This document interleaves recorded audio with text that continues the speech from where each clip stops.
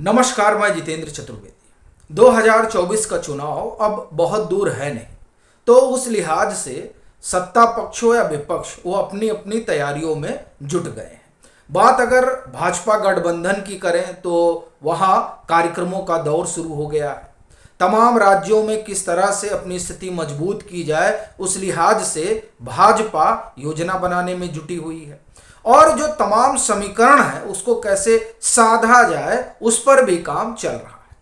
और दूसरी तरफ कांग्रेस की अगुवाई वाला जो विपक्ष है वो इस रणनीति में लगा हुआ है कि कैसे भाजपा को तीसरी बार सत्ता में आने से रोका जाए, और उसके लिए वो राज्य स्तर पर कई तरह की योजनाओं में जुटे हुए हैं और कई दलों को मिलाकर आगे बढ़ने की कवायद कर रहे हैं।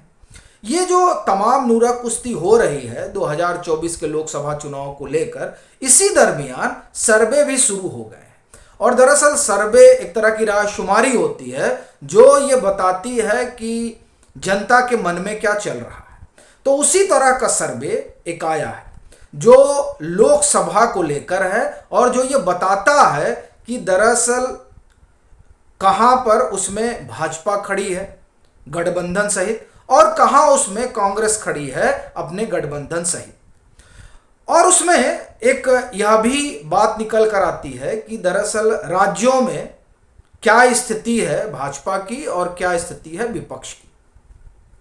तो इसके दो हिस्से हुए, एक तो अगर चुनाव लोकसभा का भी हो जाए तो भाजपा को कितनी सीटें आएंगी, और दूसरा विभिन्न राज्यों में भाजपा की क्या स्थिति रहेगी।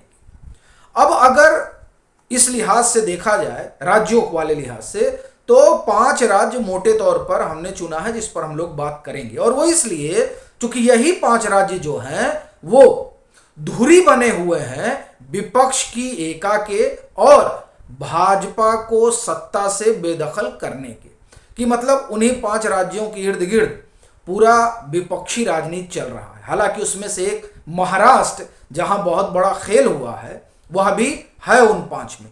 तो पहले इन 5 पर हम बात करेंगे और फिर सीटों पर आएंगे कि दरअसल भाजपा गठबंधन को कितनी सीटें मिल सकती हैं लोकसभा के चुनाव में। क्या भाजपा तीसरी बार वापसी करने जा रही है जो ये सर्वे बता रहा है, या फिर जो कांग्रेस की अगुवाई में गठबंधन है वो भाजपा को तीसरी बार आने से रोक पा रहा है। इन सवालों पर बात करने से पहले हम उन 5 राज्यों में आते हैं जिन पर यह कहा जा रहा है कि जो 2024 का दामोदर है वो दरअसल इन्हीं पर टिका हुआ है। तो यहां सर्वे क्या कह रहा है उसको एक बारगी देखते हैं, फिर इस पर एक विश्लेषण करते हैं और फिर आते हैं टोटल में क्या नजर आ रहा है। देखिए, जो 5 स्टेट हैं जिस पर हम बात करेंगे उसमें महाराष्ट्र है, बिहार है, उत्तर प्रदेश है, पश्चिम बंगाल है और कर्नाटक है। इसमें 3 बड़े क्रूशियल स्टेट हैं, कर्नाटक, बिहार और महाराष्ट्र। कल तक हुआ करता था लेकिन अब महाराष्ट्र में जिस तरह की तस्वीर बदली है वो तस्वीर दरअसल बहुत कुछ बयान कर रही है। वैसे ये तस्वीर जो बनी है उससे पहले ये चूंकि ओपिनियन पोल है, तब भी वो जो ओपिनियन पोल क्या कह रहा था उसको देख लेते हैं। ये ओपिनियन पोल मैं फिर से कह रहा हूं तब का है जब आज वाली सिचुएशन पैदा नहीं हुई थी, यानी ये कल का है। तब जब कल भाजपा और शिंदे का गठबंधन था तब 22 से 28 सीटें बताई जा रही थी ओपिनियन पोल में कि भाजपा को मिल सकती है, और कांग्रेस गठबंधन अगर आप उसमें जोड़ लीजिए तो 18 से 22 सीटें बताई जा रही थी कि इनको मिल सकती हैं लोकसभा के चुनाव में। अब अगर हम भाजपा और एकनाथ शिंदे वाले गठबंधन पर ही रहें तब भी भाजपा की स्थिति बड़ी बेहतर है, क्योंकि कहा जा रहा था कि यहां तो लोकसभा चुनाव में और विधानसभा चुनाव में भाजपा की स्थिति बड़ी खराब होने जा रही है। पर 22 से 28 सीटें, 23 सीटें आई थी भाजपा को 2019 में, और मुझे लग रहा है संभवतः 18 सीटें आई थी शिवसेना को जब ये लोग गठबंधन में लड़े थे। तो इस लिहाज से अगर भाजपा को 22 से 28 सीटें आ रही तो बहुत बड़ी चीज है।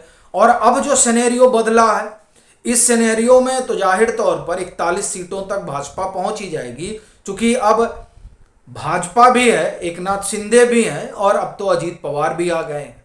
तो इस लिहाज से ये महाराष्ट्र में सिचुएशन बदली। लेकिन जब आप बिहार जाते हैं तो बिहार में तो महागठबंधन बन गया है और कहा गया कि साहब बिहार में तो भाजपा का सूप बड़ा साफ हो जाएगा। लेकिन ये जो ओपिनियन पोल है ये बता रहा है कि 40 में से 22 से 24 सीटें भाजपा को मिल सकती हैं। अब देखिए, भाजपा को मिली थी 17 2019 के लोकसभा चुनाव और 16 सीटें मिली थी जदयू को। अब जदयू अलग है और भाजपा वहां चुनाव लड़ेगी, उसमें चिराग पासवान होंगे, उसमें उपेंद्र कुशवाहा होंगे, उसमें मांझी होंगे और उसमें वीआईपी भी होगी संभवतः। अब इन लोगों के साथ जब वो चुनाव लड़ने जा रही है तब 22 से 24 पर है और अभी ये आज की स्थिति में है। 2024 आते आते परिस्थितियां कितनी बदलेंगी और उस बदलाव में क्या यहाँ सीटें बढ़ सकती हैं, ये अपने आप में बड़ा सवाल है। चूंकि जदयू कमजोर हो रही है तो उस कमजोरी में क्या वो अपना प्रदर्शन बनाए रख पाएगी, एक। और दूसरा, 45% मत बताया जाता है महागठबंधन का और उसमें 12 से 13% बताया जाता है जदयू का। तो क्या जदयू के पास अब 12 से 13% मत बचा रह गया है, यह अपने आप में बड़ा सवाल है। क्योंकि जो घटनाक्रम है वो बता रहा है कि जदयू का मत प्रतिशत खिसका है और अब वो 5 से 6 पर आकर टिक गई है। ऐसी स्थिति में जो 45 है बिहार में वो 40 पर आकर टिका हुआ है और जो एनडीए है, जो भाजपा ने नया एनडीए बनाया है, वो दरअसल अब 45 के आसपास पहुंच गया है। तो ऐसी परिस्थिति में बिहार में भी बहुत स्थिति बेहतर नहीं है महागठबंधन की या कांग्रेस की अगुवाई वाले विपक्ष की। यह दूसरा राज्य था। तीसरा, उत्तर प्रदेश। उत्तर प्रदेश में बताया जा रहा है कि 68 से 72 सीटें तक भाजपा पा सकती है।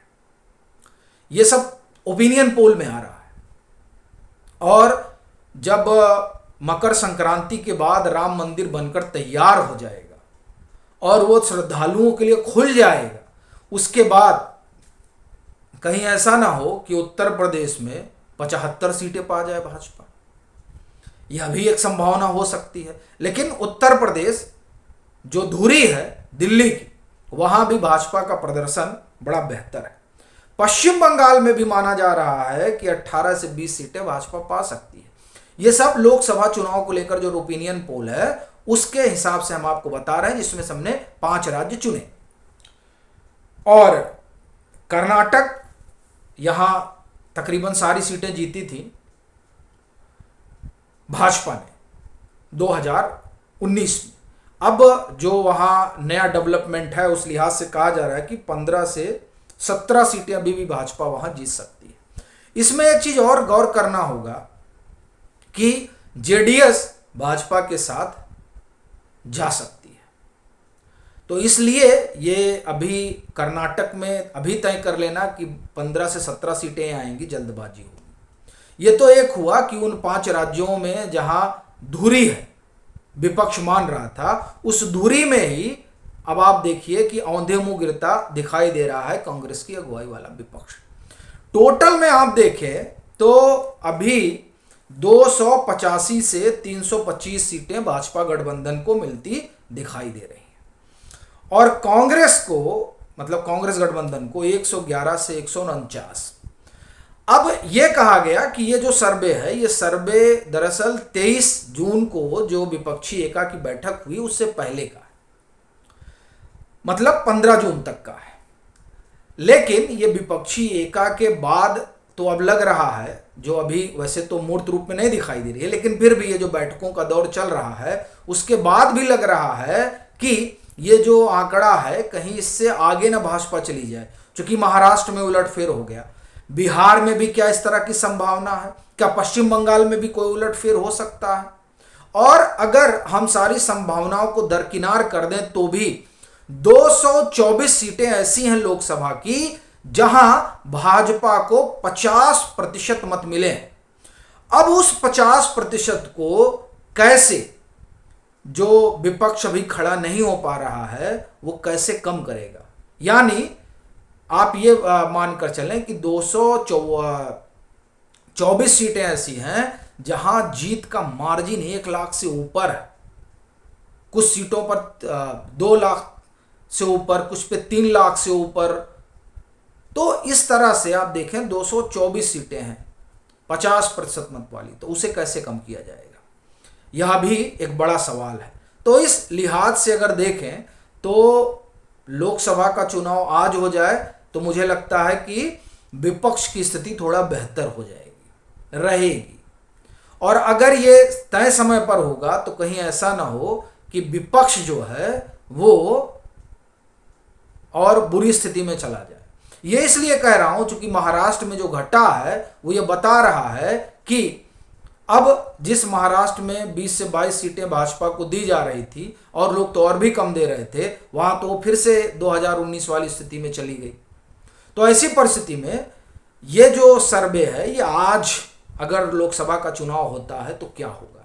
और मुझे लग रहा है 2024 में जब लोकसभा का चुनाव होगा तब सिनेरियो और बदलेगा, और उस बदले हुए सिनेरियो में कहीं विपक्ष की स्थिति और कमजोर न हो जाए। आपकी अपनी क्या राय है जरूर साझा करें। मतांतर से नहीं जुड़े हैं तो जुड़े, वीडियो को लाइक करें और खूब शेयर करें।